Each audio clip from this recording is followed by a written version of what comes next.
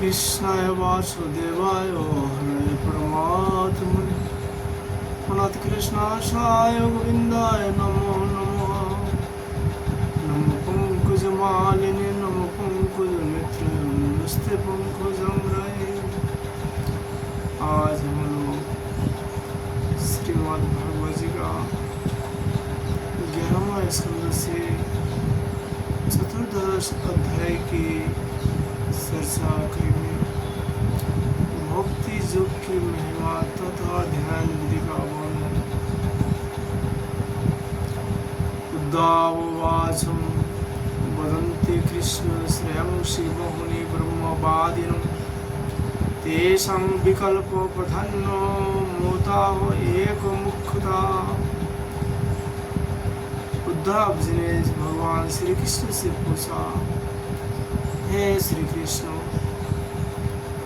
ब्रह्मवादी महात्मा आत्मकल्याण के अनेकों साधन बतलाते हैं। उनमें अपने अपने दृष्टि के अनुसार सभी श्रेष्ठ है अथवा किसी एक की प्रधानता है। मेरे स्वामी, आपने तो अभी अभी भक्ति योग की निरपेक्ष एवं स्वतंत्र साधन बतलाए हैं, क्योंकि इससे सब ओर से अशक्ति सरकार मन आपने ही तन्मय हो जाता है। भगवान श्री कृष्ण जी ने कहा, कालिनो नष्टा प्रलय वर्ण्यं वेद संगीता मया आदौ ब्रह्मणे प्रोक्ता धर्मजस्य मुदात्मको।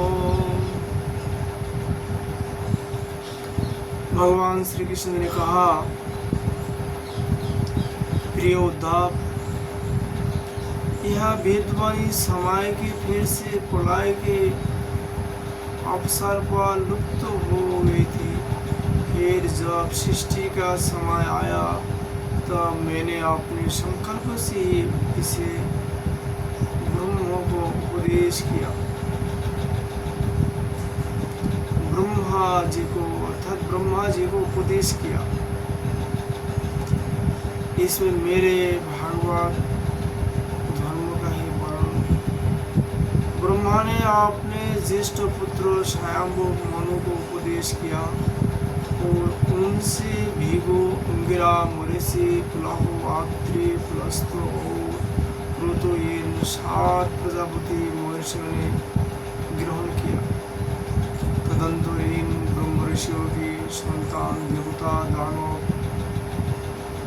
गुज्जो, मनुष्य, सिद्धो, गंधर्व, विद्याधर, चारण के किन्नर, नाग, राक्षस और किंपुरुष आदि ने इसे अपने पूर्वज इन्हीं ब्रह्म ऋषियों से प्राप्त किया। सभी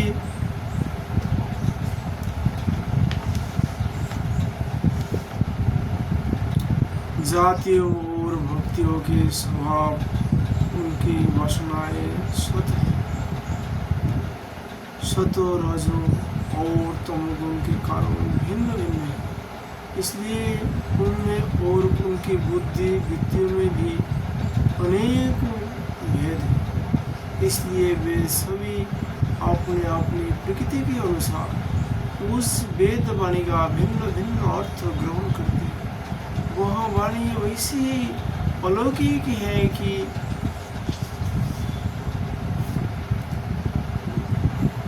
उसी से विभिन्न अर्थ निकालना स्वाभाविक है।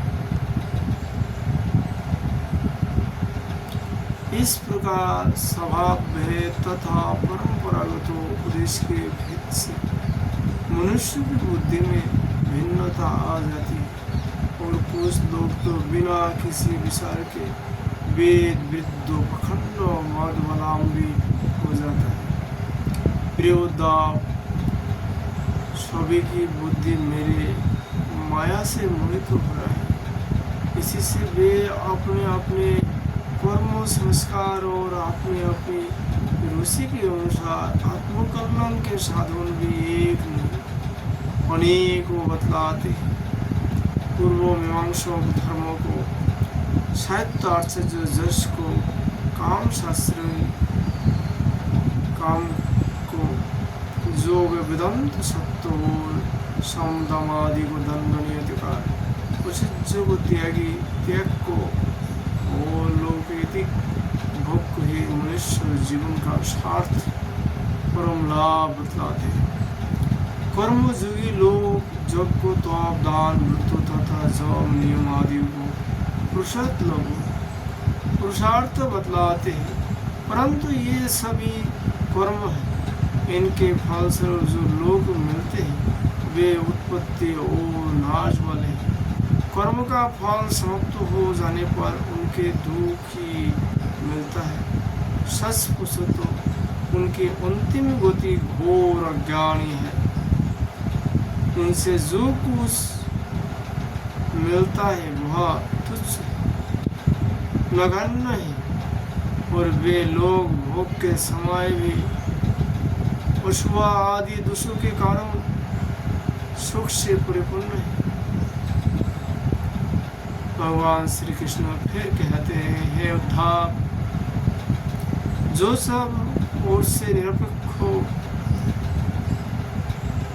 बेपरवाह हो गया है, किसी भी कर्म या फल आदि को आवश्यकता नहीं रखता और अपने अंतःकरण को सब प्रकार से मुझे ही समर्पित कर चुका है, परमानंद स्वरूप में उनकी आत्मा के रूप में स्थित होने लगता हूँ।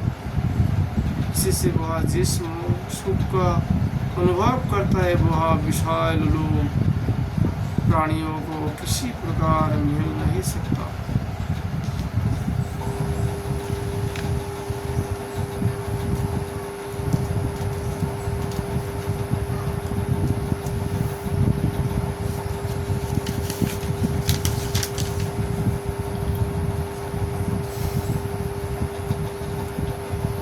जो सब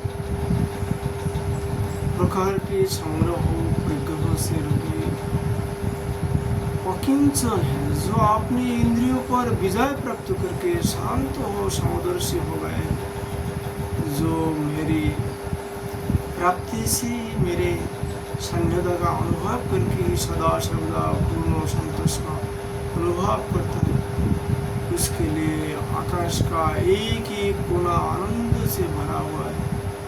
जिसने अपने को मुझे सौंप दिया है वह मुझे ईश्वर का न तो ब्रह्म का पद चाहता है न देवराज इंद्र का। उसके मन में तो न तो सार्वभौम सम्राट बनने की इच्छा होती है और न वह स्वर्ग से विशिष्ट सतल का ही स्वामी होना चाहता है।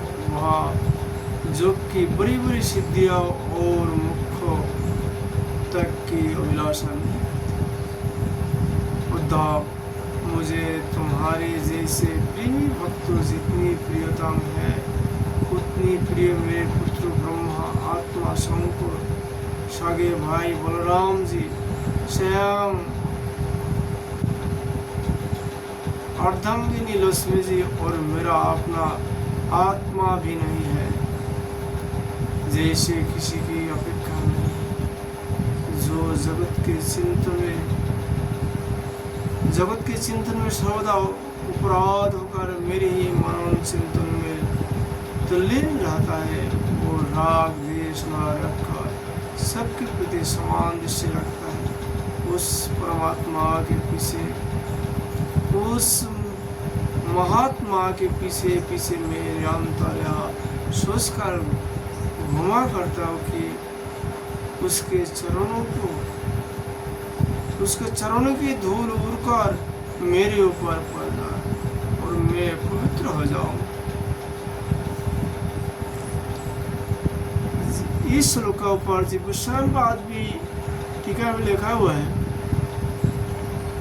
जब भक्त कुछ लेने का इच्छा नहीं करते प्रकृति वस्तु का, तब भगवान उस भक्त का ऋण चुकाने के लिए और उपाय नहीं देखता।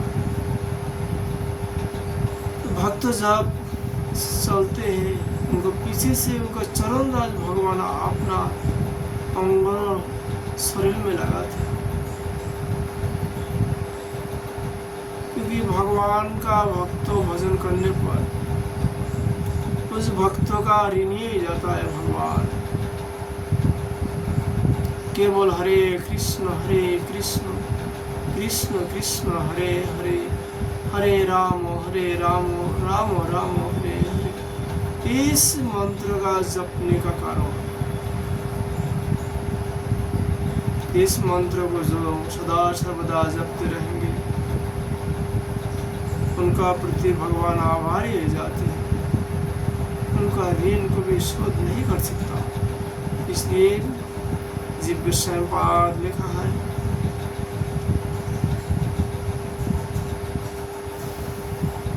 भक्तों का ऋण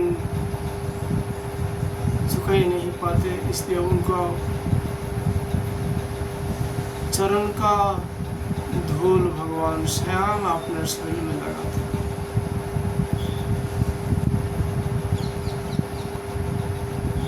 जो सब प्रकार के संग्रह परिग्रहों से रहित है, यहाँ तक कि शरीर आदि में भी अहंता ममता नहीं रखती, जिनका चित्त मेरे ही प्रेम के रंग में रंग है, जो संसार की वासनाओं से शांत परात हो चुके हैं, और जो आपने महत्ता उदारता के कारण स्वभाव से ही समस्त प्राणियों के प्रति दया और प्रेम का भाव रखते, किसी प्रकार की कामना जिनकी बुद्धि का स्पर्श नहीं कर पाती, उन्हें मेरे जिस परमानंद स्वरूप का अनुभव होता है उसे और कोई नहीं जान सकता, कि वह परमानंद केवल निरपेक्षता से ही प्राप्त होता है।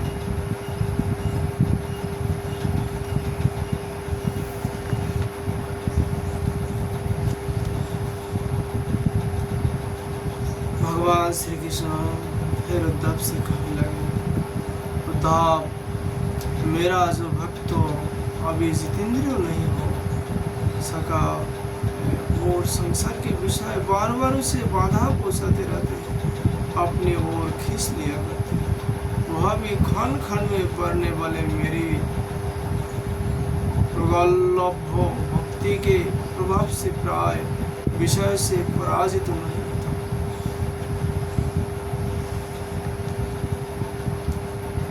है उद्धव, जैसे धधकती हुई आग लकड़ियों की बड़ी ढेर की भी जलाकर खाक कर देते, वैसे मेरी भक्ति भी समस्त पाप राशि को पूर्णतया जलाया डालती। भक्ति क्या है? आपका सवाल हो सकता है। ठोस भक्ति का हरे कृष्ण कृष्ण कृष्ण हरे हरे, हरे राम राम राम हरे हरे, ये है, इनका नाम है भक्ति। इस महामंत्र का नाम है भक्ति।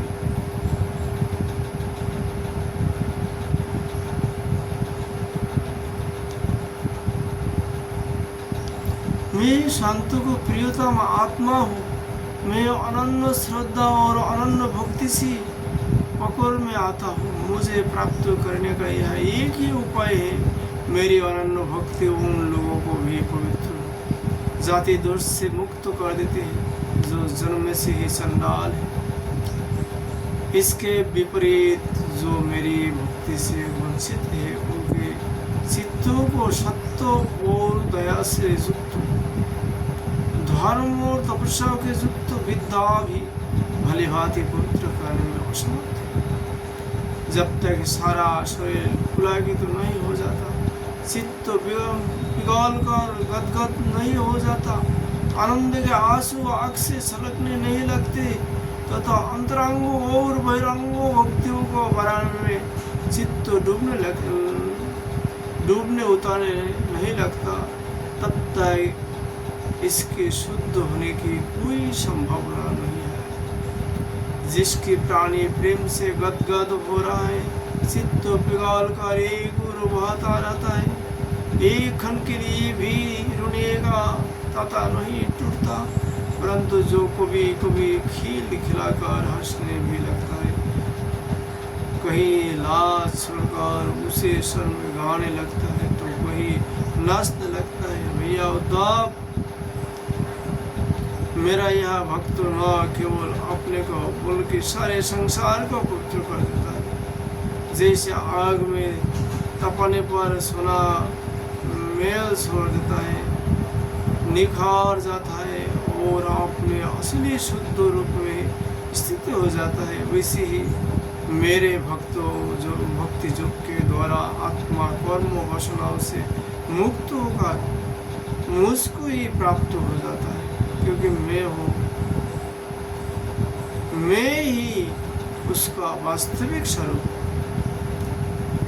उद्धव जी, मेरी परम पावन लीला कथा के श्रवण कीर्तन से जीव जीव चित्तों का मेल धुलता जाता है, त्यों त्यों से सूक्ष्म वस्तु के वास्तविक तत्व के दर्शन होने लगता है। जैसे अंजन के द्वारा नेत्रों का दोष मिटने पर उनमें सूक्ष्म वस्तुओं को देखने की शक्ति आने लगती है।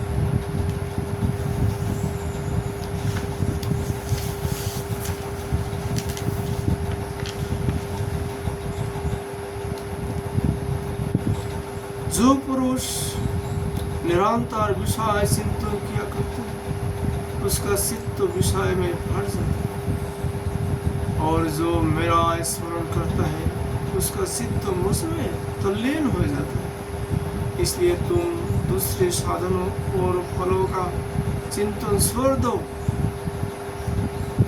केवल हरे कृष्ण कृष्ण कृष्ण हरे हरे, हरे राम राम राम हरे हरे, इस योग धर्मों महामंत्रों को जप, यही है सर्वश्रेष्ठ भक्ति।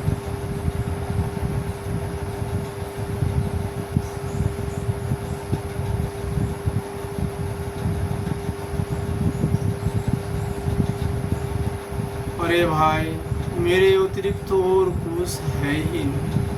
जो कुछ जान पड़ता है वह ठीक वैसे ही है जैसे स्वप्न अथवा मनोरथ का राज्य।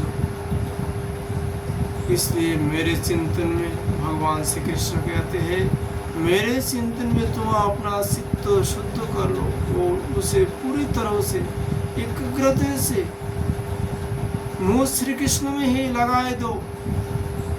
संग में पुरुष स्त्री और उनके प्रेमियों का संग दूर से छोड़ कर पवित्र एकांत स्थान में बैठकर बड़ी सावधानी से मेरे ही चिंतन करो।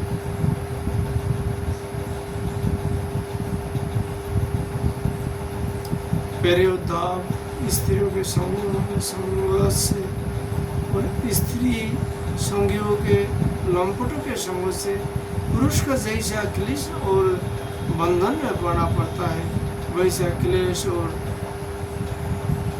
फसावट और किसी की भी संसार में नहीं होती।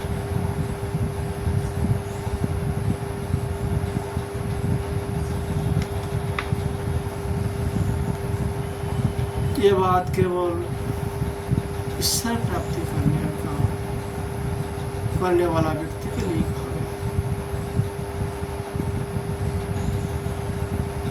जो लोग इस भवसागर पार होने चाहते हैं, स्त्री को संगोद से दूर रहना चाहिए तथा स्त्री संगोद जो करते हैं इस लंपट का संगोद से दूर रहना है, तभी भक्ति महारानी की कृपा होगी। जब तक अपने दोनों संगों से दूर नहीं हो पाएंगे तब तक अनुभव नहीं हो सकता।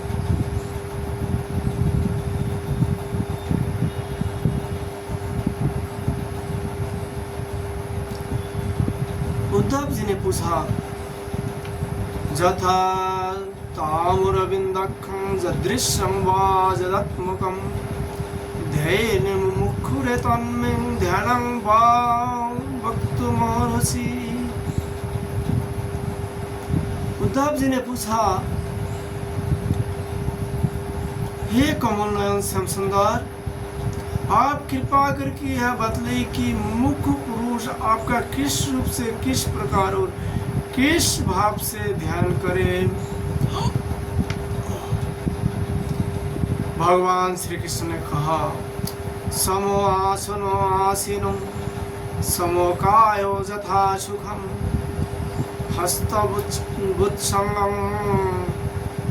हस्ताबुच्छं आधयं शनाशग्रकितीक्षणा। भगवान श्री कृष्ण ने कहा,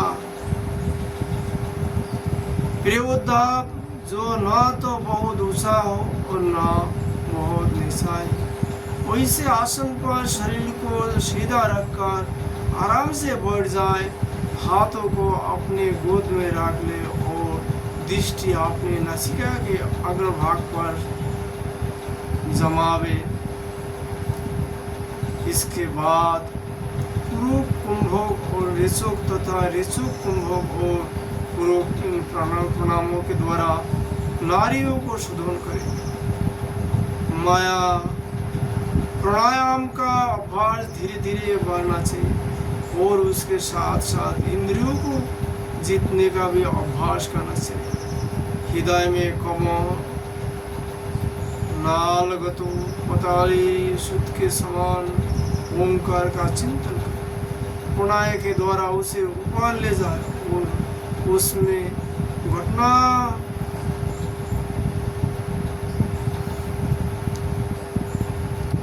घंटानाद के समान सार स्थिर करें, उस स्वर का ताता टूटने ना पावे।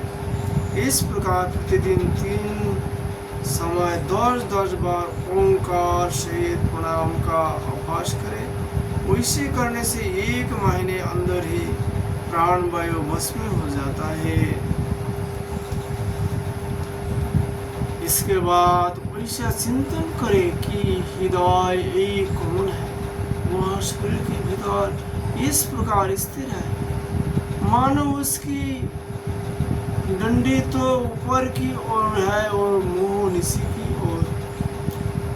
आप ध्यान करना चाहिए कि उसका मुंह ऊपर की ओर होकर खेल गए।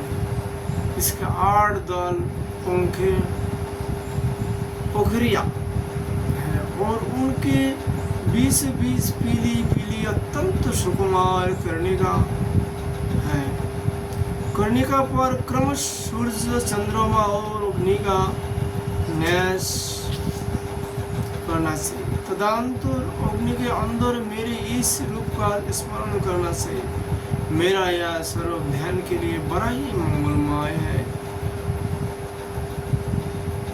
भगवान श्री कृष्ण फिर कहते हैं, मेरी अवयव की गठन बड़ी सुंदर है, रोम रोम से शांति टपकती है, मुख कमला अत्यंत प्रफुल्लित और सुंदर है, घुटने तक लंबी मनोहर 4 भुजाएं, बड़ी सुंदर और मनोहर गर्दन है, मरकोत मुनि के समान सुस्निग्ध कपोल है, मुख पर मंद मंद मुस्कान की अनोखी ही सटा है, दोनों ओर के कान बराबर है और उनमें मकराकृति कुंडल झिलमिल झिलमिल कर रहा है। वर्षाकालीन मेघ के समान श्यामल शरीर पर पीताम्बर फहरा रहा है। श्री वत्स एवं लक्ष्मी जी का चिन्ह वक्षस्थल पर दाएं बाएं विराजमान, हाथ में कृमि शंख चक्र गदा एवं पद्म धारण की हुई है, गले में बनमाला लटक रही है, चरण में नूपुर शोभा दे रही है, गले में पुष्प मुनि जगमगा रहे हैं। आपने अपने स्थान पर चमकाते हुए क्रीट कंकण कर ध्वनि और बाजबंद शोभायमान हो रहा है। मेरा एक एक अंग अत्यंत सुंदर एवं हृदय हरि, सुंदर मुख और प्यार भरी चितवन कृपा प्रसाद की वर्षा कर रही है। उद्धव, मेरे इस सुकुमार रूप का ध्यान करना चाहिए और अपने मन को एक एक अंग में लगाना चाहिए। बुद्धिमान पुरुष को चाहिए कि मन के द्वारा इंद्रियों को उनके विषय से खींच ले और मन को बुद्धि रूप सारथी की सहायता से मुझ में ही लगा दे, चाहे मेरा किसी भी अंग में क्यों ना लगे।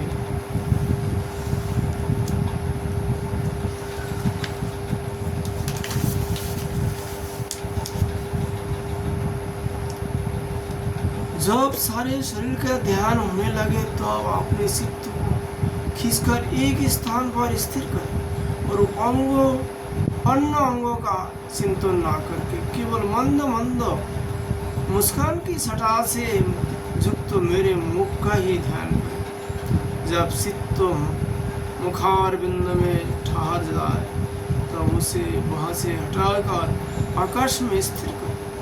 तदंतर आकाश का चिंतन भी त्याग कर मेरे स्वरूप में आरूढ़ हो जाए और मेरे सिवा किसी भी वस्तु का चिंतन ना करे। जब इस प्रकार चित्त समाहित हो जाता है तब जैसे एक ज्योति दूसरी ज्योति से मिलकर एक हो जाते हैं, वैसे ही अपने में मुझे और मूल सर्वात्मा में अपने को अनुभव करने लगता है। जो लोग इस प्रकार तीव्र ध्यान योग के द्वारा मुझ में ही अपने चित्त का संयम करता है, उसके चित्त में वस्तु की अनेकता तत्संबंधी ज्ञान की प्राप्ति के लिए होने वाले कर्मों का भ्रम शीघ्र ही निवृत्त हो जाता है।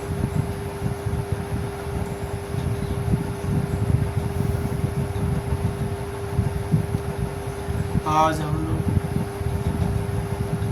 श्रीमद् भागवत जी का कथा यही विश्राम